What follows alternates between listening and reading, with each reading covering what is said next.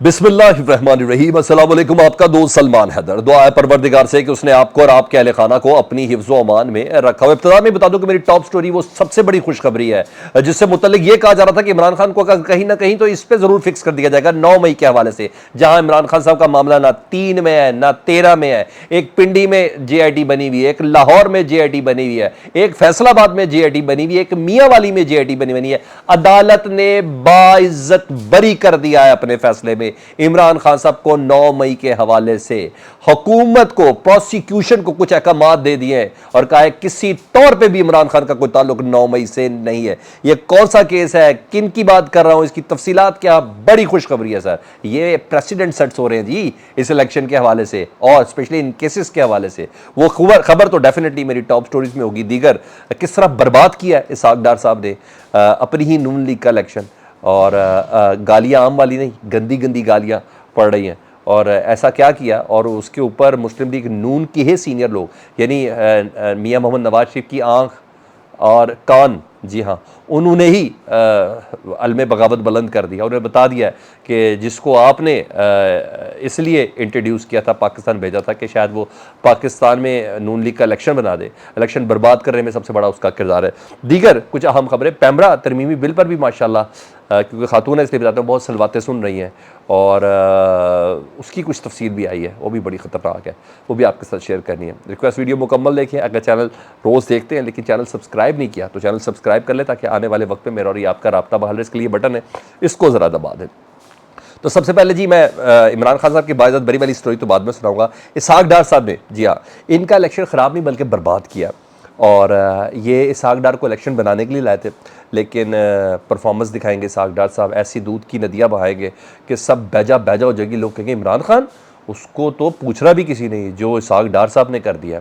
कब तक मोटरवे सुनाते, कब कुछ करते, लेकिन बहरहाल इन्होंने कहा कि इसहाक डार आएगा कि 300 यूनिट फ्री कर देगा। और आपको पता है इस सिस्टम में बाकायदा प्रेस कॉन्फ्रेंस हुई है, एक नहीं, हुकूमत की 6 प्रेस कॉन्फ्रेंसेज हुई हैं कि हम लोग 300 यूनिट तक बिजली भी फ्री करने जा रहे हैं। ये सब हुआ है इनके आने के बाद, मगर उसके बाद इनकी कोई बात ही पूरी नहीं हुई, तो ये बात कहाँ से पूरी हो रही थी। तो बहरहाल इन्होंने ये कहा था कि इन्होंने बिजली फ्री 300 यूनिट क्या देनी थी, 300 गुना उसके बिल बढ़ा दिए, और बढ़ा दिया तो अब बढ़ रही है। इनको बड़ी मज़ेदार किस्म की गालियाँ, मैंने कहा ख़राब गंदी गंदी गालियाँ इनको पड़ रही है। आसिफ करमानी सेनेटर नून लीग के और नवाज शरीफ साहब के बहुत करीबी, और वाकई बहुत करीबी हैं। ये जिस जगह पे इलेक्शन होने होते हैं ना, क्योंकि मैं जब इलेक्शन फील्ड पे कवर करता हूँ, गिलगित बल्तिस्तान में इलेक्शन होने ना, तो इलेक्शन से 1.5 महीना पहले बड़े होटल के अंदर जो बंदा बैठा होगा वो यही बैठा होगा। जोड़ तोड़, लेना देना, ऊपर नीचे जो भी करना वो इन्होंने करना होता है। इसी तरह एक दो और भी हैं मगर नून लीग की तरफ से ये होते हैं। इस तरह जिस तरह वो गनी साहब हैं पीपल्स पार्टी के, वो काफ़ी देर पहले होते थे। अक्सन तहरीके साहब के ओन चौधरी होते थे या सैफुल्ला होते थे।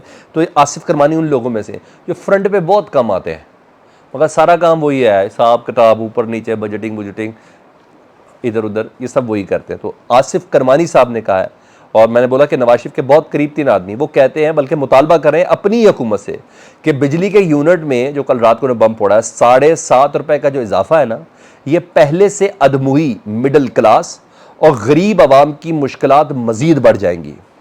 इस इजाफे के नतायज आइंदा इलेक्शन पर बुरी तरह असरअंदाज होंगे, अवाम की मुश्किलात मजीद बढ़ जाएंगी। इस इजाफे के नतायज आइंदा इलेक्शन पर बहुत बुरे होंगे, मिडिल क्लास और गरीब आवाम की मुश्किलात बढ़ेंगी।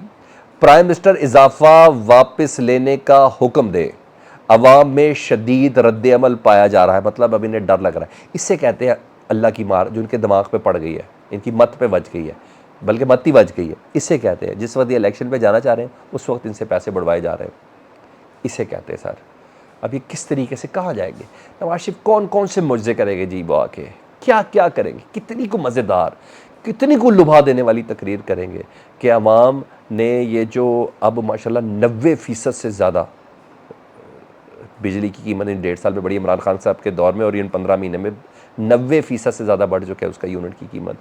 तो आप मुझे ये बताएं कि आपने कितना उसका कंपैरिजन कर लेंगे, नवाज शरीफ कितनी तकरीरें कर लेंगे उस पर, कौन सी महंगाई कम कर देंगे तकरीरें करके, जो इसहाक डार नहीं कर सके, जो शहबाज शरीफ साहब नहीं कर सके। तो इस वक्त इनको, इनकी जो मत पे पड़ी है ना, इनको अच्छी खासी पड़ी। और आसिफ करमानी ये डर गए हैं जी, क्या कैसे जाना है इन्होंने, देखिए क्या करते हैं, क्योंकि ये फैसले कर भी रहे और करवाए भी जा रहे हैं इनसे, यहाँ तक तो है।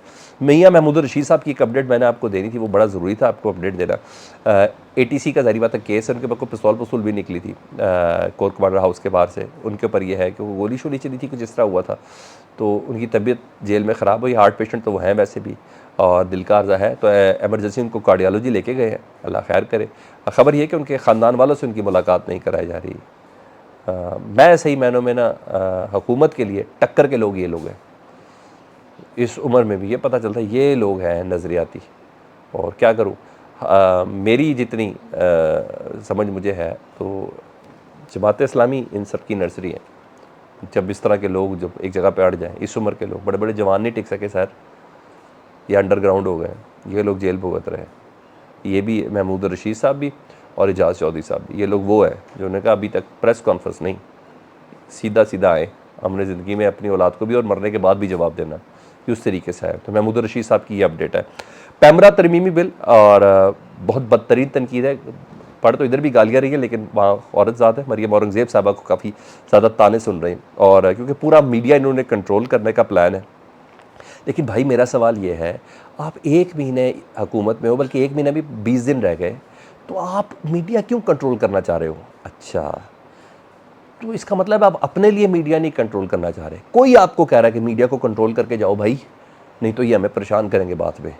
कोई तो ऐसा है, और मुझे तो नहीं समझ आती कि 20 दिन पहले आप इतने कानून साजी करके जा रहे हैं, जलालत तो आपने समेटी, ये किसके कहने पे हो रही है? ये मुझे ऐसा लगता है कि मैं ये सवाल रेज़ करना चाहिए, आप लोगों से ही कर देता हूँ कि ये किसके कहने पर ये मीडिया को कंट्रोल कर रहे हैं? तो किसके ज़रिए ये बिल आ रहा है, और कौन ये बिल लाना चाह रहा है? ये सवाल तो है ना सारे। तो ख़बर कौन सी असल है जी, इस बिल का एक पॉइंट ये है, ख़बर कौन सी असल है और कौन सी नकल, ये हुकूमत फ़ैसला करेगी। अरे भाई, ये तो साफ़ियों का काम था, साफ़ी तंजीमों का काम था, हुकूमत कब से फ़ैसला करने लगी? और ये कोई और नहीं, हामिद मीर साहब जैसा बंदा कह रहा जी, पैमरा तरमीम जैसे बिल के ज़रिए मीडिया में मार्शल नाफिज करने की कोशिश है।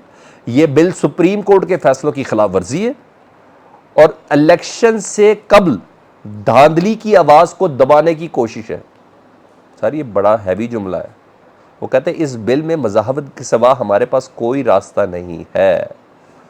सर ये बड़ा हैवी जुमला है कि इलेक्शन से कबल धांधली। भाई मैं कह रहा हूँ कि उन्होंने बजट दे दिया गवर्नमेंट ने, उस जगह पे वो धांधली कर रहे हैं, वो ये कर रहे हैं। हुकूमत की खबर झूठ है, जब खबर सही है गलत उसका फैसला ही हुकूमत ने करना है। तो 1 करोड़ रुपए तक जुर्माना है उस चैनल को, सिर्फ हुकूमत ने ये कहना है। तो सर इनको शुरू हो गई है, और अब ये बाकायदा तौर पर साफ़ी ज़्यादा एहतजाज अपनी पड़ी है ना, तो अब करेंगे। पहले तो था गुड चलो मेरे साथ टूर कर लो, चलो वो चीज़ें, आओ एक सरकारी हज करा देते हैं, अच्छा आओ 2 उम्रे करा देते हैं। नहीं, अब अपने पढ़िए सफोकेट हो ले आपने, तो अब आप एहतजाज भी करेंगे इंशाअल्लाह ताला। मैं और आप अपनी आंखों के सामने देखेंगे। नाम नहीं लेते हो और कहते हो कि किसी ने मना भी नहीं किया है सर। तो अब होता है ना सर, मुकाफ़ात अमल है, ये सब होता है। हालांकि मैं खुद साफ़ी में फिर भी कह रहा हूँ बहुत ज़्यादती है, इस साफ़त के नाम पे धब्बागिरी है जो इस वक्त हो रही है, ये सब है। एक खबर और फिर मैं आपको उस मेन खबर है, मोनस अलाई साहब हाथ नहीं आ रहे जी, परवेज़ अलाई साहब वैसे ही नज़रबंद है। अदालतों ने भी रिलीफ देना छोड़ दिया, और अदालतें भी बहुत स्लो हो गई है, बल्कि प्रोसेस स्लो कर दिया, नज़रबंद जो कर दिया परवेज़ अलाई साहब को। तो लाहौर हाई कोर्ट भी थोड़ा मेरा ख्याल है मैनेज हो गई या स्लो हो गई है, मुझे तो ऐसे लगता है। हम तो समझते हैं कि भाई कम अज़ कम उनकी 3 MPO की तहत नज़रबंदी ख़त्म कर देंगे, मगर नहीं। अब मोनस अलाई साहब को इख्तियारी करार दे दिया जी 2 मुकदमों में जी। अब उनकी जायदाद भी कर्क होगी, और अब ये सारा घेरा तंग कर रहे हैं मोनस अलाई के ऊपर कि भाई तुम अपने बाप को खुद ज़िद छोड़ दे, जो तुमने अपने बाप को खड़ा किया हुआ ना एक जगह पे, तो वो खड़ा कर दे।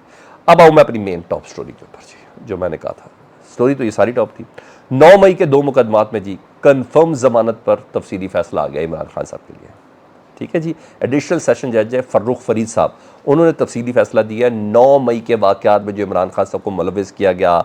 लाहौर में आपको पता है कोर कमांडर हाउस पे तोड़ फोड़, लाहौर में आपको पता है अस्करी टावर पे तोड़ फोड़, और इसके अलावा दीगर सरकारी इमलाक, उसके बाद पिंडी में GHQ का गेट, उसके बाद फैसलाबाद में हसास इदारे का दफ्तर, मियाँ वाली में एयरबेस के बाहर। तो ये सारे मुकदमात इमरान खान साहब के, तो 2 मुकदमात में इमरान खान साहब की ज़मानत कन्फर्म हुई थी, ठीक है जी, परसों। उसका तफसीली फैसला सर सुन लें।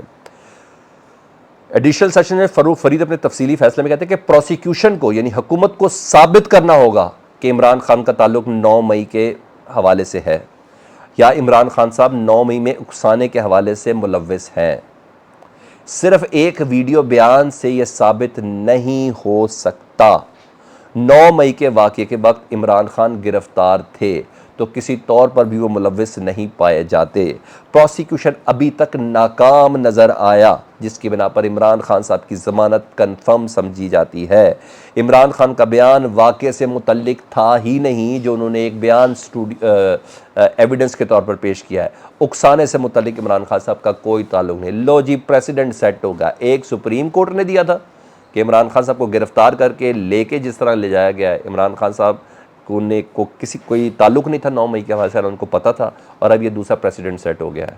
दे जवाब। 9 मई अंडा है इनके पास, कुछ भी नहीं है इमरान खान साहब के ख़िलाफ़। मैं नहीं समझता कि इससे बड़ी कोई खबर हो, इससे बड़ी कोई खुशखबरी है पाकिस्तान तहरीक इंसाफ के वर्कर्स के लिए, सपोर्टर्स के लिए, वोटर्स के लिए।